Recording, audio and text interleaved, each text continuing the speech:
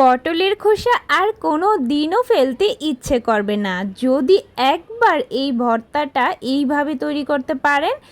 এত সুস্বাদু হয়েছিল, এক থালা ভর্তি করে ভাত এক নিমিষেই শেষ হয়ে গিয়েছে। মুখের কথায় নয়, রেসিপিটি দেখলেই বুঝতে পারবেন। চলুন তাহলে শেয়ার করি। প্রথমেই একটা প্যানে কিছুটা সরিষার তেল দিয়ে দিলাম, 2 চা চামচের মতো হবে। আর এখানে এই 5টার মতো শুকনো মরিচ নিয়েছি। যেহেতু আমি পাটায় বেটে আজকে ভর্তাটা করব, তো আমি এখানে কিন্তু খুব বেশি লাল করে ভাজবো না, একটু হালকা কালার আসলেই নামিয়ে নিয়েছি। ফোড়ন হিসেবে একটুখানি কালো জিরে দিয়ে তারপর এখানে 4টার মতো পটলের খোসা ছাড়িয়ে এগুলোকে একটু সিদ্ধ করে নিয়েছি, মানে ভাপিয়ে নিয়েছি, একটু নরম হয়ে গেছে, তো এগুলোকে দিয়ে দিলাম। আর সাথে এই 4টার মতো মিডিয়াম সাইজের পেঁয়াজ কুচনো দিয়ে দিলাম, একটু মোটা করেই কেটেছি। যেহেতু পাটায় বাটবো তাই খুব বেশি চিকন করে না কাটলেও চলবে।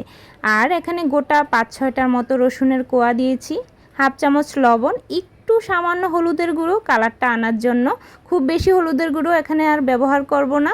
তো এবার একটু হালকা করে নেড়ে চেড়ে লাল লাল করে ভেজে নিব, আবার খুব বেশি লাল করব না।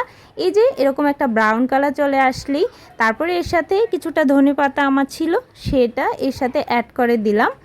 এবার এই ধনেপাতা কুচিটা দিয়ে বেশিক্ষণ আর নাড়াচাড়া করব না।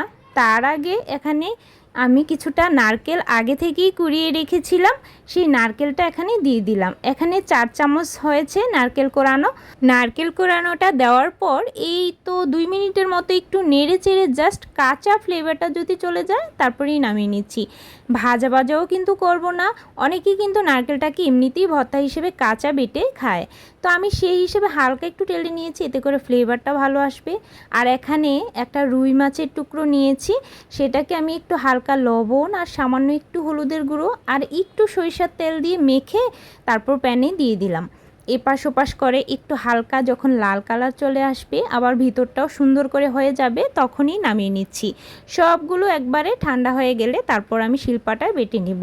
আপনারা কিন্তু চাইলে এই কাজটা ব্লেন্ডার জারে নিয়ে ব্লেন্ড করে তারপর একটু হালকা তাওয়ার মধ্যে টেলে নিতে পারেন।